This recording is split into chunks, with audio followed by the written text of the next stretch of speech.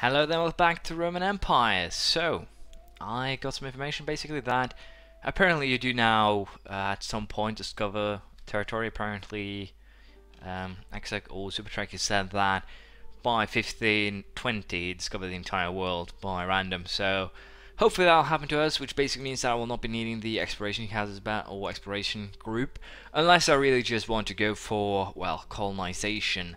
And per se, I think I can just use the colonial nations that Portugal has already created to do that for me.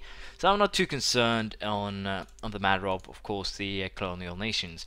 What I think we are going to do, though, is actually start the war that we have here against, well, against England.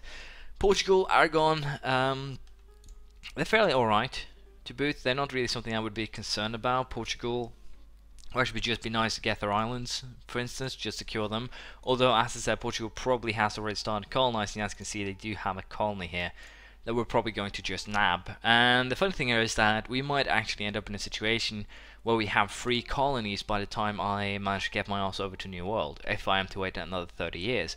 Which seems to be likely if actually I discover everything then. But we'll just have to see what we end up doing using my admin points for before that time. But yeah, we're going to declare war here on England. It should be pretty much straightforward, pretty damn simple. Aragon will probably also lose some land, and I think it's about time that I took some land for myself.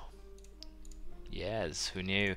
And I'll probably do that. Also, in terms of conquering a lot of land in the future, what I might go for in terms of ideas that here is actually religious, because I'll get an extra missionary, I'll get the missionary strength, and thus I can just start well, annexing and converting the land that I take. There's also some triggers here, trigger modifiers. The conquest of Mecca and Jerusalem will also give me missionaries, as well as the Pentarchy, which will more or less require, well, it doesn't really require religious ideas now because I already have Rome, but to turn Constantinople, which has a base tax value of 15 from Sunni, is going to be really harsh unless I get some bonuses. So in order to restore the Pentarchy and get that extra missionary, I'll definitely have to do that. But other than that, things looking rather good. So I think we're just going to go straight forward here, declare war on England, and hopefully I could potentially here during this war be put in a situation where I might be able to recreate Scotland. And as you might know, I'll probably recreate both Wales potentially, or an Irish minor, and basically create a dual vassalage of the island. That should probably work out pretty well. Also, again, Norway, they're not really too much of a concern per se, because again, they don't really have the ideas needed to get anywhere right now. And Norwegian tradition, as you can see, are light ships basically and navies, so I should be fair. I should be fine there. And worst case scenario, I'll just take, for instance, the Highlands here, fabricate a claim on Orkney, and then I can take all of the Norwegian islands at once. That could very well be a very good way to secure myself in terms of protection here. But again, this also kind of proves that I do need that bonus to my well, missionaries per se.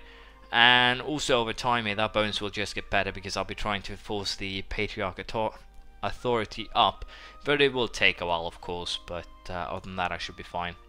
So with that said, let's just declare war here on England. It should be fairly much straightforward. We'll be kicking Aragon and Portugal's asses first, then we'll invade England proper. And I'll just have to see. I might not get a taking war score because Normandy is currently under siege by the French.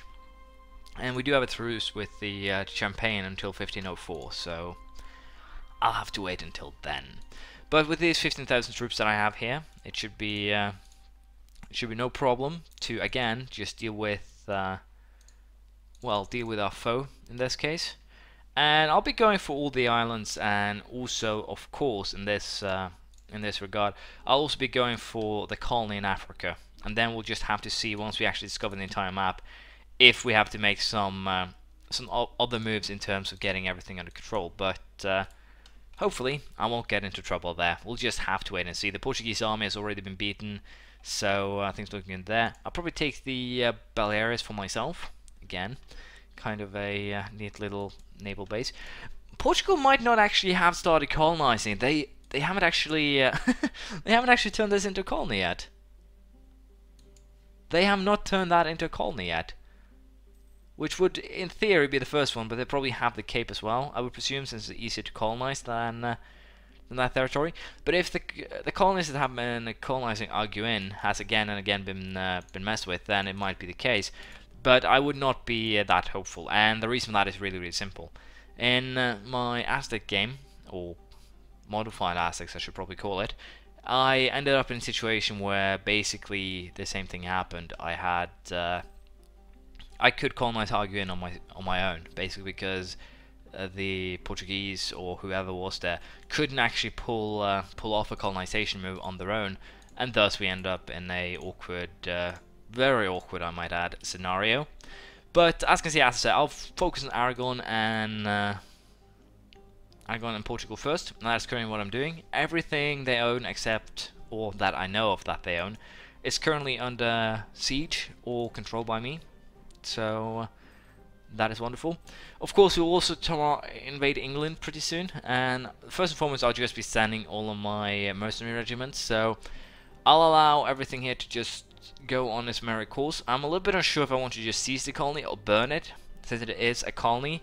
And I would probably have to actually defend the colony if I wanted to. The only real thing I could do other than that would be to, well, kill the natives, which is not good in any way, really. So I think I'll just keep the mercenary army here. Our armies should still be good enough to deal with the English one, I think. So I think we'll seize the colony because we can. But again, I'll wait until the war is almost over.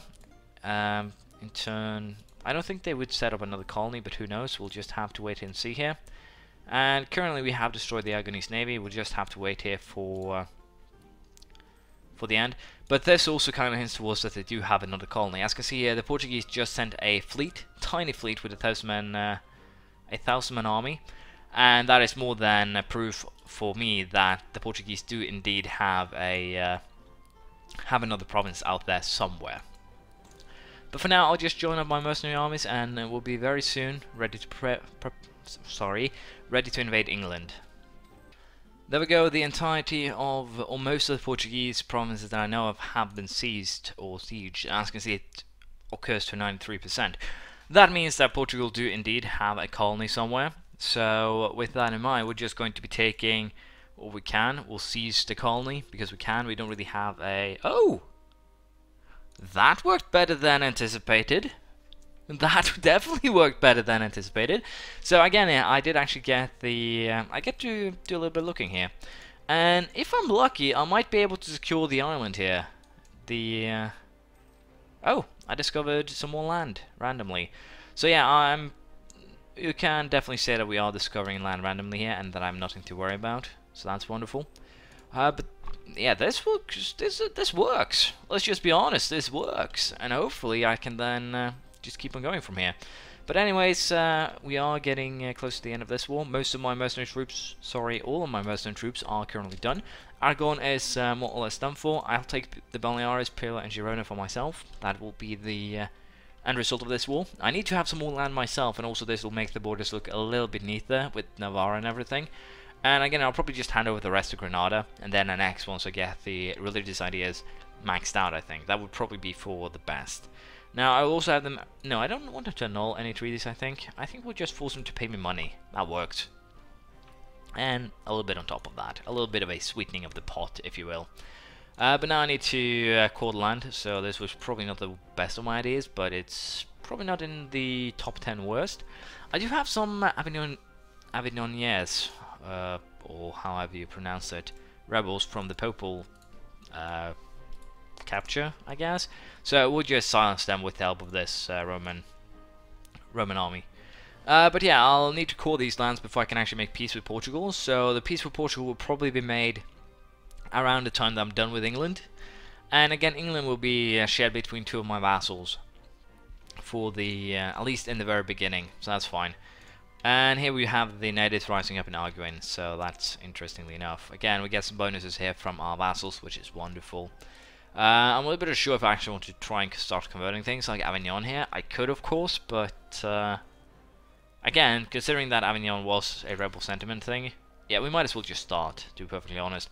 It needs to be converted, and it's better to just start now. However, I'll just do one province at a time to make sure I don't get, well, sending rebels because I'm aggressive or something like that. Yeah, let's just go with that explanation. But anyways, we did get the province of Cape Verde. Now let's see how Portugal is doing. They have 99%. That means they probably have another colony somewhere. They probably have another colony somewhere, and that is going to be nasty. Cadiz has been given to Granada here by the rebels. We have some Moroccan and Castilian troops here though, so we might be in trouble, but Castilians do also have pretender rebels. There we go, 33,000, yeah. Cordoba and Jaén will go over to my vassals with no effort whatsoever from my side, looks like that. Wonderful! But we'll send our troops here to relieve our troops in Corks, because the English have been very nosy. Do we have a leader here?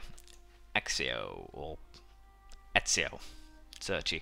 And as you can see, even though my mercenaries are still, they are, the funniest part here is, my mercenaries are still pretty old school in a way, and what I mean by that is not that they are, well, crappy per se. What I mean by that is that I haven't actually updated them with new mercenaries. Every time you get a new troop type, your mercenaries do not just jump up a level. They do not. So in theory, you have to upgrade your mercenaries too every time you get new troops, and I haven't done that, as you might guess. And thus I end up with, in theory, weaker troops. But as you can see, they are more than capable with all the bonuses that they get to kick England's butt. So that's wonderful. Scotland is definitely now on my targets of vassalization targets, and I probably will. Basically, I'll take a English province, probably Northumberland then, and thus I can actually get Scotland and Northumberland, and those two will be my... Scotland will probably get Scotland itself and Ireland, and Northumberland will probably become England. So that seems to work, I think, I hope. But we'll do an upgrade here, I think, to admin tech. I'm a little bit unsure if I want to, but I do have a fair amount of it, so it should be fine. Admin tech 8, the workshop and courthouse has been reached, and with that we can build said buildings. We can also upgrade or pass the active uniformity. Missionary strength, plus 1%, very good. Stability cost modifier, minus 8%. Tax modifier, minus 4. We make a lot of money, so we don't have to concern ourselves with such matters. I'll take the unrest guy. That's a really powerful card to play. And apparently I can, with this, get +1 to national unrest for missionary strength. I don't want that. National unrest will screw you over, and you kind of want to keep that as low as possible, which is what I'm currently doing. But as you can see, the time to convert the provinces now went down pretty dramatically, considering that was basically double that time. So once I get the religious ideas, I'll be able to convert any land that I conquer really quickly. And I feel like it's kind of important due to the fact that I'll be annexing a lot of vassals most likely. That will basically be my primary way to expand. It will be through vassal conquest, and thus it feels like it'll be better for me to rely on having a very strong missionary pool. But I'll have to consider that, especially considering that I can get so many more free missionaries here. I have 3 potential free missionaries, so it'll bring me up to 5. So if I just get the admin guide, I'll give some missionary strength. There's no need for that. I can also get missionary strength through patriarch authority. So I have to consider if I want to take another idea set. We'll just see when the time comes. That's basically the gist of it right now. But we're looking forward here. We're getting closer to invading England, and I think we're about ready to do so. We're going to send a first troop here of 12,000 into Kent, and from there we're going to, well, conquer the land.